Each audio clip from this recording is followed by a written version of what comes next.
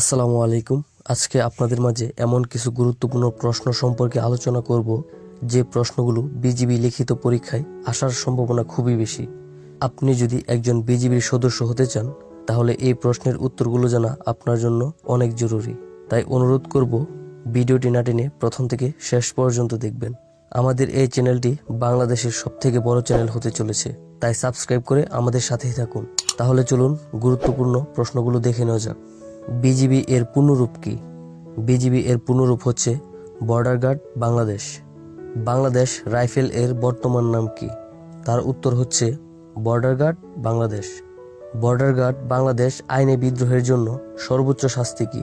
তার উত্তর হচ্ছে মৃত্যুদণ্ড। বর্ডার গার্ড বাংলাদেশ কবে যাত্রা শুরু করে? তার উত্তর হচ্ছে 23 জানুয়ারি 2011 সালে। বর্ডার গার্ড বাংলাদেশের প্রথম নাম কি ছিল? তার উত্তর হচ্ছে Ramgarh local battalion. Border guard Bangladesh কবে প্রতিষ্ঠিত হয়? তার উত্তর হচ্ছে 1795 সালে 29 জুন। বাংলাদেশ রাইফেলস গঠিত হয় কবে? তার উত্তর হচ্ছে 3 মার্চ 1972 সালে। বাংলাদেশ রাইফেলসের প্রতীক কি? তার উত্তর হচ্ছে বিশেষ বেজমেন্ট আবদ্ধ ক্রস রাইফেলের উপর শাপলা।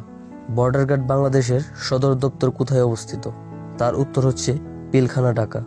বর্ডার গার্ড বাংলাদেশকে জাতীয় পতাকা প্রদান করা হয় কত সালে? তার উত্তর হচ্ছে 3 মার্চ 1980 সালে। মুক্তিযুদ্ধে এই বাহিনীর কতজন সদস্য শহীদ হন? তার উত্তর হচ্ছে 817 জন। এই ছিল আজকের ভিডিও। আমাদের সাথে এতক্ষণ থাকার জন্য আপনাদের অসংখ্য ধন্যবাদ। সবার জন্য দোয়া ও শুভকামনা রইল। সবাই ভালো থাকবেন, সুস্থ থাকবেন।